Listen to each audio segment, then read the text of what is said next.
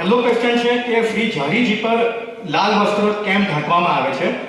લાલ વસ્ત્ર સૌભાગ્યનું ચિહ્ન આપણે માનીએ છીએ અને યમુનાજી સદા સૌભાગીન છે અને સદા સંયોગીન છે. સદા સંયોગીની છે એટલે કે સૌભાગ્ય ઘણીવાર ઘણાનું અખંડ હોય પણ અખંડ સંયોગ ના હોય.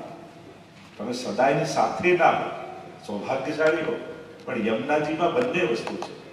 અખંડ સૌભાગ્ય તો છે પણ અખંડ સંયોગ પણ છે. એટલે કે એક ક્ષણ પણ યમુનાજી ઠાકોરજીથી અલગ થતા નથી. એટલે ક્યાંય તમે કોઈ જગ્યાએ યમુનાજીના વિરહના પદ નહીં સાંભળો કે યમુનાજી વિરહ કરતે ગોપીજનો ગોપી ગીત ગાય છે, રાધાજી વિરહ કરે, પણ યમુનાજી કોઈ દિવસ ઠાકોરજીનો વિરહ કરતા હોય એવો ક્યાંય કોઈ ઉલ્લેખ નહીં મળે. કારણ કે અખંડ સંયોગ છે. આપણે તો સેવાના ક્રમમાં બી ત્યારે ઝારીજી સૈયામતીમાં પધારે તો તુરંત ઠાકોરજી પધારી જાય. એટલે સતત અને સદાય સાનિધ્ય શ્રી યમુનાજીને છે અને એના ચિહ્ન રૂપે અખંડ આપણે ત્યાં સાડીનો ભાવ નેવરાનો કહીએ છીએ. એટલે કે ત્રણ ભાવથી થાય. એક જેમ લપેટીને ઘૂમટો કર્યો એવા ટાઈમથી લપેટીને કરતા હોય, એક પાટલી જેવું થાય અને કોઢડી જેવું, આમ ત્રણ પ્રકારથી જારીનો નેવરો ધરતા હોય છે. ભાવાત્મક એનો ક્રમ છે. તો ઘણી ભાવનાનો પણ આપણે ત્યાં યમુનાજી સાથે જોડાયેલું છે. એટલે પુષ્ટિ માર્ગ જો આ બધું કેમ આ ભાવનું, આ યશોદાજીના ભાવનું, આ યમુનાજીના ભાવનું, આ લલિતાજીના ભાવની સામગ્રી, આ ચંદ્રાવલીજીના ભાવની, આવી જુદી જુદી ભાવની સામગ્રીનું મૂળ કારણ શું? વાત નીકળી છે એ પણ થોડી ચર્ચા કરી. પુષ્ટિ માર્ગમાં સમર્પણ દ્વારા કૃપા પ્રાપ્તિ કરી છે. એટલે કે તમે યમુનાજી રૂપ ઝારીજી ભર્યા અને એમને ઠાકોરજી પાસે પધરાવ્યા તો તમારા ઉપર યમુનાજી પ્રસન્ન થયા કે તે મારો ભગવત સંયોગ કરાવ્યો. જા હું તને આશીર્વાદ આપું છું, જેવું સુખ મને મળ્યું એવું સુખ તને પણ મળે. તો આ યમુનાજીના આશીર્વાદ, યમુનાજીનો પ્રભુ સંયોગ કરાવીને એ તમે માળાજી બનાવો તો એ વ્રજભક્તોનું સ્વરૂપ કહીએ છીએ. તો કે જ્યારે માલાજી બનાવી તમે ઠાકોરજીને ધરાવો છો ત્યારે વ્રજભક્તો તમારા ઉપર પ્રસન્ન થાય છે. ત્યારે તે મારો ભગવત સંયોગ કરાવ્યો, જ્યાં જેવું સુખ મને મળ્યું અમારા તને આશીર્વાદ છે કે તને પણ એ સુખ મળે. એટલે માળાજી ધરાવવાથી તમને વ્રજભક્તોના આશીર્વાદ મળે છે.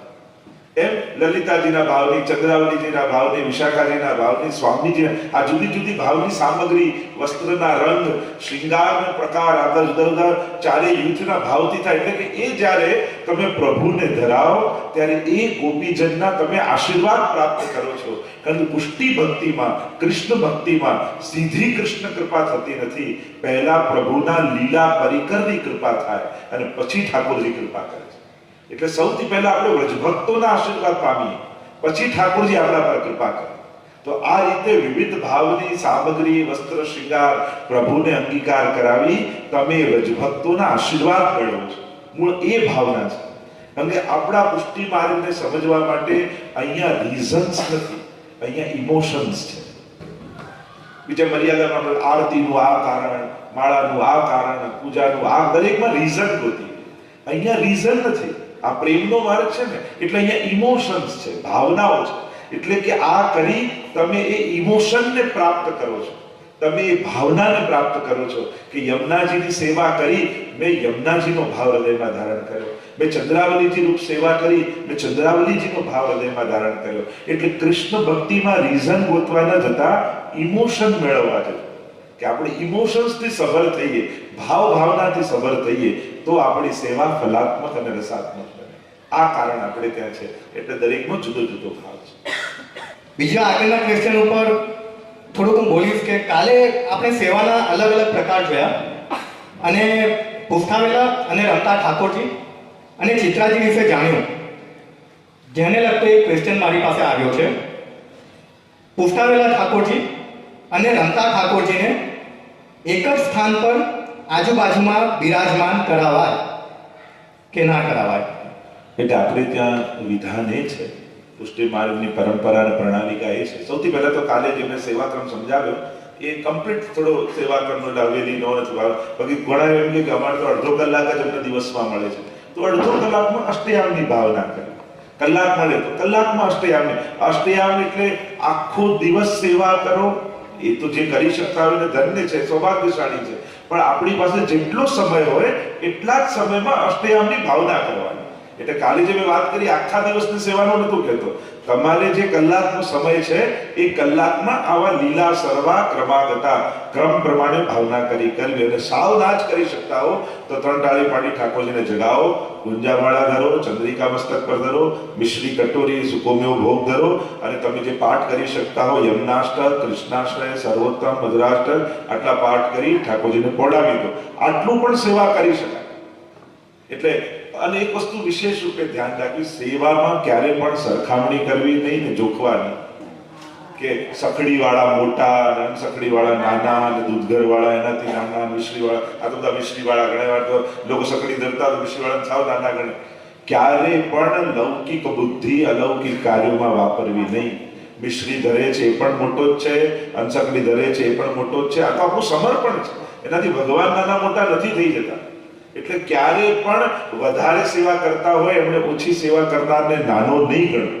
એક માળા ફેરવે છે એ પણ મોટો છે અને જેના મુખમાં એકવાર ભગવત નામ આવે એ પણ મોટો છે. એટલે ક્યારે પણ આ ભક્તિમાં અને ભગવાનના કાર્યમાં આ નાના મોટા વધારે ઓછું આવી લૌકિક બુદ્ધિ છે ને એમાં નહીં વાપરવી કે મહાપ્રભુજી ના પાડે છે. મનુતે નૈવ લૌકિકમ. આપણા ઠાકોરજી લૌકિક નથી, લૌકિક સાંભળતા નથી, લૌકિક જાણતા નથી, લૌકિક વિચારતા નથી. એટલે આજે લૌકિક બુદ્ધિ આપણે સંસારના લોકોમાં વાપરીએ ને આ પેલાને ખોટું લાગી જશે ને આમ થઈ જશે, આવું ઘણા લોકો ઠાકોરજી એવું વિચારે આવું નહીં કરું તો ભગવાનને ખોટું લાગે. અરે પ્રભુ બચાવનારા છે, પાડનારા નથી. પ્રભુ આપણા ઘરે આવે છે આપણા દોષોને ધોવા માટે, દોષોને ગણવા માટે નહીં. લોકો સેવા કરતા એટલે ડરે કે અમારાથી અપરાધ થઈ જાય તો, પાપ થઈ જાય તો. અરે પાપ ધોનારા એ છે, પાપ ગણનારા નથી. એટલે કલાક સેવા કરી આખા દિવસના અપરાધો આપણે ધોવાના છે, કરવાના નથી. પ્રભુએ તો વચન મહાપ્રભુજીને આપેલું છે કે આપના દ્વારા જે જીવ શરણાઈ આવશે એના દોષો સામે હું ક્યારેય નહીં જોઉં. એ આપણને આનંદ આપવા આવે છે, આપણને લાભ આપવા આવે છે. એટલે દોષોનો વિચાર કરી ભગવત સેવાના આનંદથી વંચિત નહીં રહેવું. એ જે લાભ આપણને મળ્યો છે આપણું સૌભાગ્ય છે. અને ક્યારેય કોઈ દોષ, બસ જે દોષ થાય મારો બસ હું સ્વીકારી કરો તો ખરા. એટલે કઈ કોઈ ઠાકોરજી દોષ ગણવાના નથી. એટલે આજે ઊંધું વિચારીએ છીએ ને આપણે ઘણી વાર પુષ્ટાવાની વાત નથી, પણ કોઈ ગુજરી જાય તો શું કરવાનું પહેલો સુતકનો વિચાર કરે. આવા સારા પ્રસંગે કોઈને ગુજરી જવાનો કેમ વિચાર કરે? જેને ત્યાં બિરાજે છે કોઈને વાંધો નથી આવ્યો તો ઠાકોરજીને તમારી જોડે કોઈ વિશેષ દુશ્મની નથી કે આને તો હેરાન કરવો જ છે એવું ઠાકોરજી વિચારી ના આવે તો બધાનું સચવાઈ જાય, ક્યાંય કોઈને વાંધો. અને હવે નહીં કરી તો ક્યારે કરીશું? અને એટલા માટે પુષ્ટાવીને ઠાકોરજી પધરાવવા. તમે કરતા જ હો છો, એમાં કઈ નવું નથી કરવાનું. પુષ્ટાવીને જે કરો છો એ જ કરવાનું હોય છે, પણ પુષ્ટાવીને પધરાવવા એટલે એમાં વલ્લભના હૃદયમાં વિરાજતા પ્રભુનો આવિર્ભાવ કરે. એવા સંકલ્પ સાથે પ્રભુને પધરાવવા કે આની સેવાનો હું અંગીકાર કરીશ. અને એટલા માટે જે પુષ્ટાયેલા ઠાકોરજી હોય એ પુષ્ટાયા ન હોય એની સાથે એક જ સિંહાસનમાં નથી વિરાજતા. તો જે પુષ્ટાયા ન હોય એને બીજે પધરાવવા, સિંહાસન બીજું સિંહાસન નાખવું, મંદિરની ઉપર પધરાવવા. એ દર્શન રૂપે, દર્શનીય રૂપે ઠાકોરજી તમે પધરાયા છે. એટલે દર્શન કરવા અને દંડવત કરવા ચાલે. આ આવિર્ભાવ થયેલા ઠાકોરજી છે. એ પ્રગટ ભગવત સ્વરૂપ સાક્ષાત વિરાજે. દિવાલ ઉપર ઠાકોરજી હોય તો એમાં પ્રગટ ભગવાન નથી, ભગવાનની યાદ છે, ભગવાનનું સ્મરણ છે એક પ્રકારનું. તો એ સ્મરણ રૂપે હોય અને આ સ્વરૂપ રૂપે હોય કે પુષ્ટાયા એટલે સાક્ષાત નંદ નંદન યશોદાસ, યશોદાજીના લાલન મારા ઘરે પ્રગટ રૂપે બિરાજ્યા. એવો ભાવ પુષ્ટાયેલા ઠાકોરજીમાં આવે છે. સાક્ષાત પ્રભુ આપણો અંગીકાર સેવાનો કરે છે.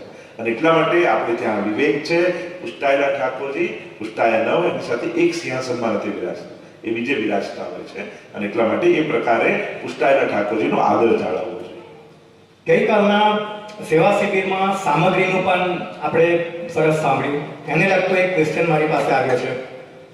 ક્વેશ્ચન ઇંગ્લિશમાં આવ્યો છે તો હું ઇંગ્લિશમાં જ બોલીશ. Can we make samagri as a sugar free or we have to make samagri with an authentic way only?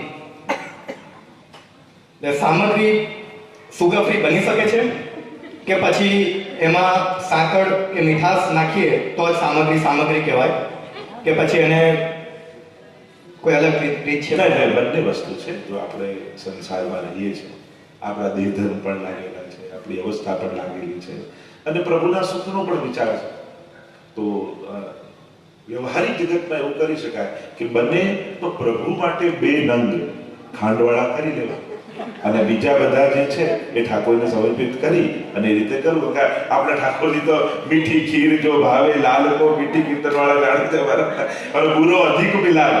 એક તો મીઠી ભાવે પાછું વધારે બુરો ના કેમ કે છે. પણ આપણે હવે ગોવાળિયા છીએ નહીં અને આ બધા કાર્યકર્તા આપણે તો ઠાકોરજી ગોપાલ છે એટલે ગાયો ચરાવવા જાય બધું એને પચી જાય, આપણા બધાને પચે નથી. તો એટલા માટે પ્રભુ માટે જ્યારે કરતા હોય આપણે કોઈ પણ સામાન યાદી કરીને ઘણીવાર આપણા દેહ માટે, કારણ કે શરીર જો સાચવશો નહીં તો વધારે વાર સેવાય નહીં કરી શકો. સુગર ફ્રી પણ કેમ ખાવું છું? મારી મજા માટે નહીં, હું લાંબા સમય સુધી સ્વસ્થ રહી ભગવત સેવા કરી શકું એટલા માટે આ મારે ત્યાં. તો એ જ વસ્તુનો દ્રષ્ટિકોણ બદલી નાખો તો એ સેવામાં સહાયક જ છે.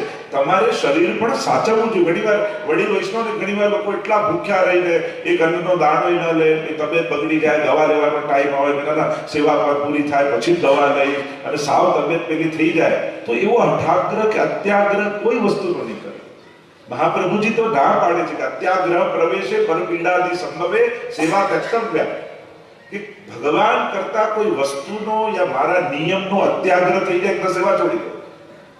કારણ કે તમને ભગવાનની સેવા થાય એ વિચાર નથી, મારો નિયમ ન જાય એનો અત્યાગ્રહ છે. તો પ્રભુ કરતા તમારો નિયમ મોટો ન થઈ જવો.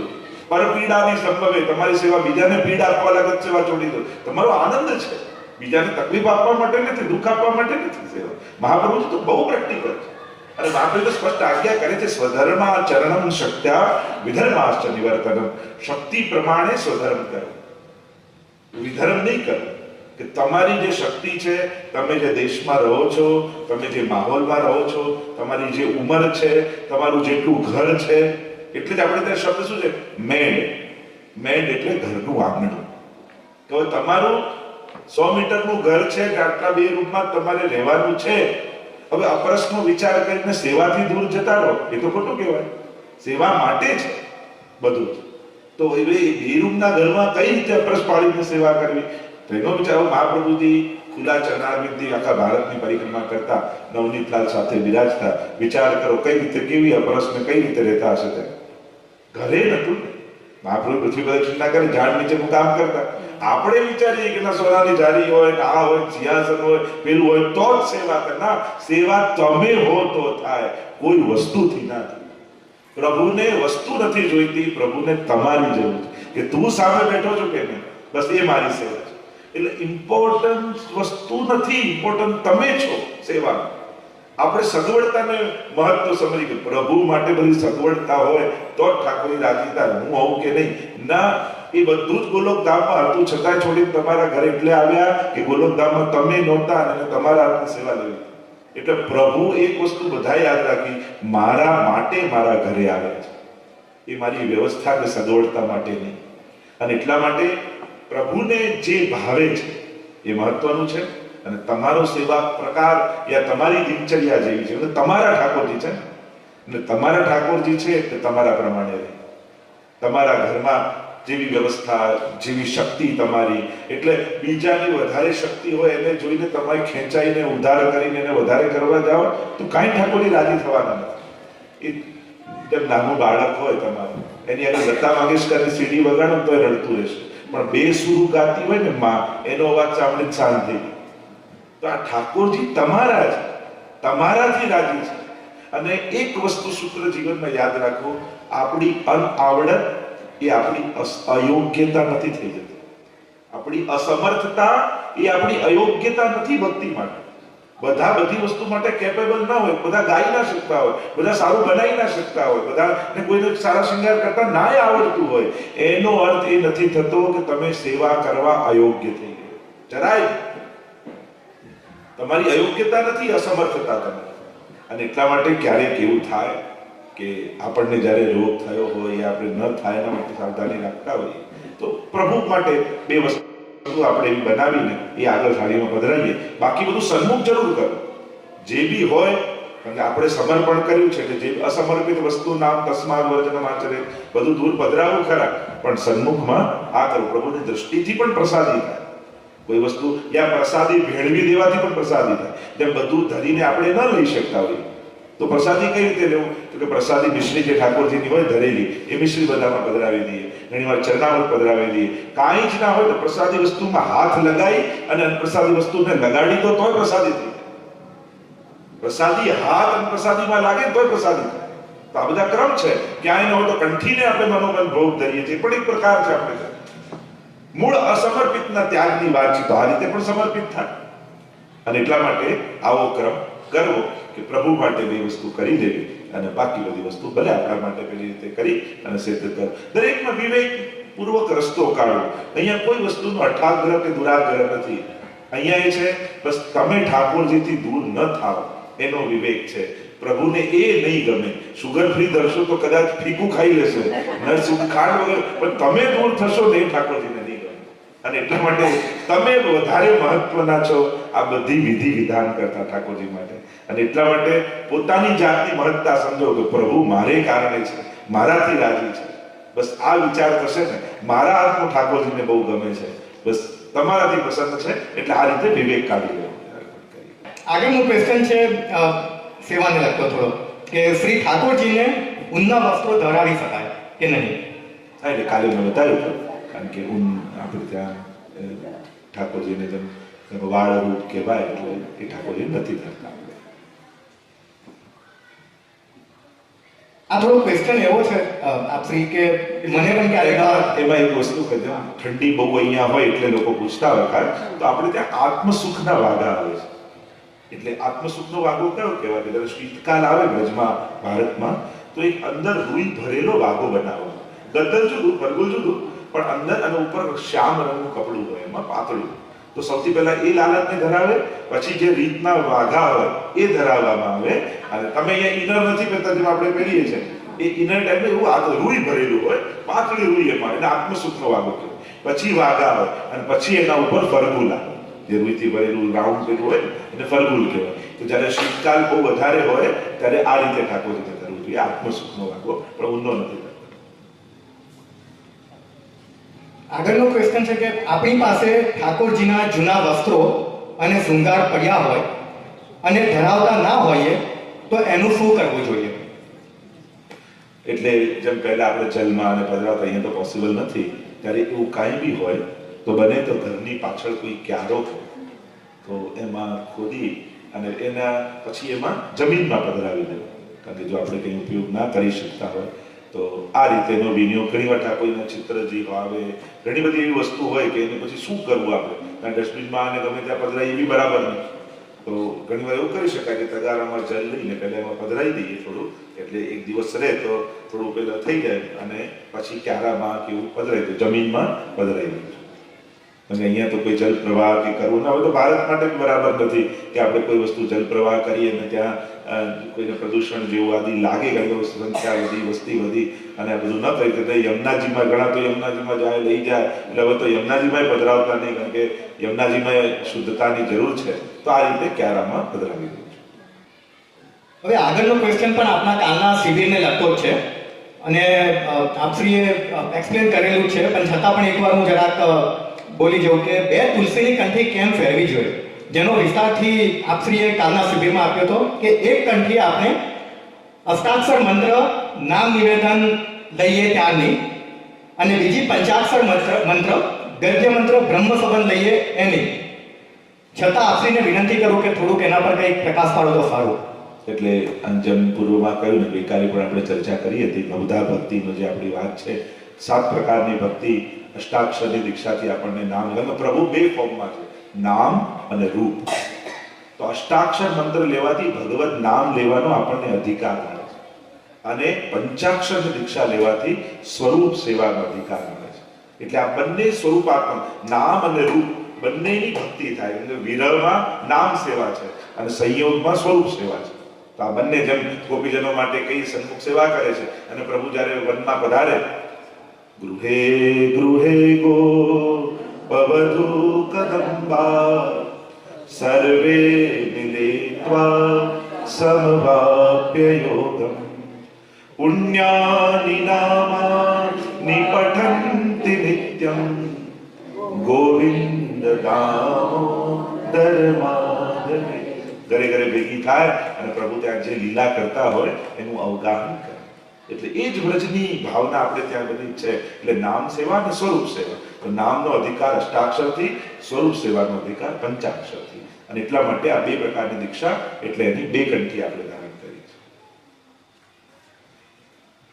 ખાસા આપણા ઘણા બધાને આપણને ખબર છે કે હમણાં ગયા અઠવાડિયે સિડનીમાં ચુંદડી મનોરથ થયો અને ઘણા બધા વૈષ્ણવોએ એનો લાભ લીધો. આપણે પણ અહીંયા ગાડી બેઠા બેઠા વિડીયો જોઈને, ફેસબુક પર લાઈવ જોઈને આપણે પણ એનો લાભો લીધો. અને એને જ લગતો એક નહીં પણ એને લગતા બે ક્વેશ્ચન છે. પહેલો છે, ચુંદડી મનોરથનો મૂળ ભાવ શું છે અને સુહાગ ટીપારી એ શબ્દનો અર્થ સમજાવશો. સુહાગ ટીપારી, સૌભાગ્ય ટીપારી. હા, જેમ આપણે યમુનાજીની આરતી તમે ગાતા હો, ચુંદડીએ ચટકાળમાં આભરણમાં ઓપો છો, તેમ આપણે આરતી ગાઈએ છીએ. તો યમુનાજી ના બે વસ્ત્ર શૃંગાર આપણે ત્યાં માનવામાં આવે છે. યમુનાજી જેમ પ્રસિદ્ધ, હમણાં તો એનો વિસ્તાર નથી કરતો, પણ જેમ મુકુટ કાચનીનો જે આપણે ચિત્રજીમાં જોઈએ છે, અને ચિત્રજીમાં જે જોઈએ છે એમાં યમુનાજીએ મુગટ મસ્તક પર છે અને શરીરમાં પહેર્યું છે, એને કાચની કહેવાય એ વસ્ત્ર. ને કાચની રાસમાં, રાસ સમયના શૃંગાર તમે જુઓ તો મુકુટ કાચનીનો શૃંગાર ઠાકોરજીના એ રાસના શૃંગાર છે. એટલે એવી પ્રસંગ આવે છે કે જ્યારે માન કરવાની લીલા, રાસની અંદર દાન, માન, ખેલ અને રાસ, આ ચાર વસ્તુ રાસલીલાને અંતર્ગત આવે. એટલે કે રાસ શરૂ થતા પહેલા માન લીલા થાય. જો આપણે પઢાવતી વખતે માનના પદો ને બધા ગવાય છે. માન ધરવું એટલે રિસાવવું. તો રાસ પહેલા માન લીલા થાય. ક્યારેક સ્વામીજી રિસાય, ઠાકોરજી મનાવે, ઠાકોરજી રિસાય, સ્વામીજી મનાવે. અને એકવાર એવી લીલા કરી ઠાકોરજી અને સ્વામીજીએ, તો સ્વામીજીને તો તુરંત મનાવી દીધા ઠાકોરજી. પણ હવે ઠાકોરજીનો માન ધરવાનો વારો આવ્યો ને એવું માન ધર્યું કે સ્વામીજી તો કોશિશ કરીને થાક્યા, પણ પ્રભુ રીઝતા જ નથી, હસતા જ નથી. લલિતાજીને બોલાવ્યા, વિશાખાજીને બોલાવ્યા, બધાને બોલાવ્યા, કોઈનાથી ન માન્યા. ત્યારે કહ્યું હવે યમુનાજીને બોલાવ્યા અને યમુનાજીએ યુક્તિ કરી. જેવો રાસમાં ઠાકોરજી વસ્ત્ર શૃંગાર, કારણ કે યમુનાજી આબેહૂબ કૃષ્ણ ધર્મ પૂર્ણ કૃષ્ણ કે આપણે 41 પદમાં ગાઈએ છીએ, કૃષ્ણામ કૃષ્ણ સમામ કૃષ્ણ રૂપામ કૃષ્ણ સાત્મિકામ, જે યમુના વિદ્યાર્થીવાદીમાં પણ કહ્યું છે, તો બિલકુલ ઠાકોરજી છે. અને ઠાકોરજી જેવો રાસનો શૃંગાર યમુનાજી ધારણ કર્યો અને હાથમાં માળા લઈને ઠાકોરજીની સામે ઊભા રહી ગયા. ચકિત થઈ ગયા ઠાકોરજી, અરે મારા જેવો કૃષ્ણ લીલામાં બીજો ક્યાંથી આવી ગયો? અને ખબર પડી, યમુનાજી તો હસી પડ્યા, માન દૂર થયું. અને ત્યારે સ્વામીજીએ કહ્યું કે હવે અમારી કુંજમાં જ્યારે પધારો ત્યારે આ જ વસ્ત્ર શૃંગાર કરીને પધારો. અને એટલા માટે યમુનાજી જ્યારે ઠાકોરજીની કુંજમાં પધારે ત્યારે મુકુટ કાચનો શૃંગાર કરે. પણ જ્યારે પોતાની કુંજમાં બિરાજ્યા હોય, હે તકારી દેત શ્રી યમને વાસ કુંજે, 41 પદમાં આપણે ગાઈએ છીએ, તો યમુનાજી પોતાના કુંજમાં વાસ આપે છે. તો એવા સમયે જ્યારે આપણે ત્યાં દ્વાદશ નિકુંજની ભાવના આવે છે, ખટઋતુની વાર્તા. અને ચતુર્ભુજ દાસજીને જ્યારે દ્વાદશ નિકુંજના દર્શન કરાવ્યા ગિરિરાજ બાવાએ, ત્યારે બધી કુંજમાં થતા હેમંત ઋતુમાં પધાર્યા. અને હેમંત ઋતુ એ યમુનાજીની ઋતુ છે. અને એમાં આ ચુંદડીના આખી એક કુંજ છે. બે પ્રકારની કુંજ યમુનાજીની હોય. એક સુવર્ણ ઉપર મીનાકારી કરેલી કુંજ, આખા કુંજમાં આખું સદન એ સુવર્ણની મીનાકારીની કુંજમાં બિરાજતું, અદ્ભુત અલૌકિક લાગે. અને બીજી કુંજ એ ચુંદડીની હોય, એમાં યમુનાજી ચણિયા ચોળી અને માથે ઓઢણી ઓઢીને બિરાજ્યા, ચુંદડી ઓઢીને બિરાજ્યા. અને ચુંદડીની આખી કુંજ હોય. તો આપણે ત્યાં આ ચુંદડી મનોરથનો ભાવ, એ બહુ પ્રાચીન મનોરથ નથી ચુંદડીનો, પણ આપણે ત્યાં એવા ભાવના અનેક મનોરથો આવ્યા. અને એ પ્રકારે, કારણ કે આપણે ક્યાં ચુંદડી ઓઢાડીને નક્કી કર્યું, આપણે કર્યું. એટલે આ સૌભાગ્યનું પ્રતીક માનવામાં આવે કે ચુંદડી ઓઢાડો એટલે એના સૌભાગ્યનું સૂચક થયું. તો યમુનાજી સદા સૌભાગીન છે, એટલા માટે ચુંદડી ઓઢાડવામાં. ના સૌભાગ્ય ટીપારો કહીએ ને, તો આપણે ત્યાં સૌભાગ્ય ટીપારામાં જેમ સિંદૂર હોય, મહેંદી હોય, ચૂડી હોય, એટલે સૌભાગ્યના જેટલા ચિહ્નો છે. એક સૌભાગ્યશાળી સ્ત્રી શેનાથી ઓળખાય? તો કે એના ચિહ્નોથી. એના સેથામાં સિંદૂર હોય, હાથમાં મહેંદી હોય, ચૂડલો પહેર્યો હોય, નથ પહેરી હોય, આદિ જે આપણે ત્યાં 16 શણગાર અને 12 આભરણ કયા છે. 16 શણગાર સજામાં આભરણમાં ઉભો છે. એટલે 16 શણગાર આજે જે નથ પહેરે કે જે ધરવામાં આવે કે એની પાયલ પહેરે કે ચૂડો પહેરે, આ શણગાર કહેવાય. અને આભરણ 12 આભરણ કહેવાય. એ સેથો ભરીએ, સિંદૂર, કાજલ લગાવીએ, મહાવર મહેંદી લગાવે, આ જે લગાડવામાં આવે એને આભરણ કહેવાય. તો આમ આ સૌભાગ્ય ટીપારો જે કહીએ છે તો આ સૌભાગ્યના ચિહ્નો હોય. એટલે ચૂંદડી મનો જ્યારે યમુનાજીને ચૂંદડી ધરાવીએ ત્યારે આ સૌભાગ્ય ટીપારો શ્રી યમુનાજીને ધરવામાં આવે. અને યા પછી લોટીજીમાંના શૃંગાર કર્યા હોય તે સૌભાગ્યના બધા ચિહ્નોને ધરવામાં આવે. તો આ સૌભાગ્ય એટલે ભાગ્ય સૌભાગ્ય શ્રી યમને જુદે, આપણે 41 પદમાં ગાઈએ છીએ કે ભક્તોને ભાગ્ય અને સૌભાગ્યના દાત્રી શ્રી યમુનાજી છે. અને એટલા માટે ચૂંદડીમાં ધરાવી યમુનાજીને ભક્તો પ્રભુનું સૌભાગ્ય એને મળે એની આકાંક્ષા શ્રી યમુનાજી પાસે રાખે. એ યમુનાજી આપને સૌભાગ્ય હું ધરાવીશ, આપને સૌભાગ્ય ટીપારો ધરાવીશ, આપને ઓઢણી ઓઢાવીશ, પણ એ આપ પ્રસન્ન થાવ તો આપનું સૌભાગ્ય આપ મને હેત કરી દે. શ્રી યમને વાસ ગુંજે એટલે કહ્યું જે પોતાનું સૌભાગ્ય છે એ યમુનાજી દાન કરે છે. અને એટલા માટે એ ભાવનાથી ચૂંદડી મનોરથ અને સૌભાગ્ય ટીપારો યમુનાજીને ધરાય છે.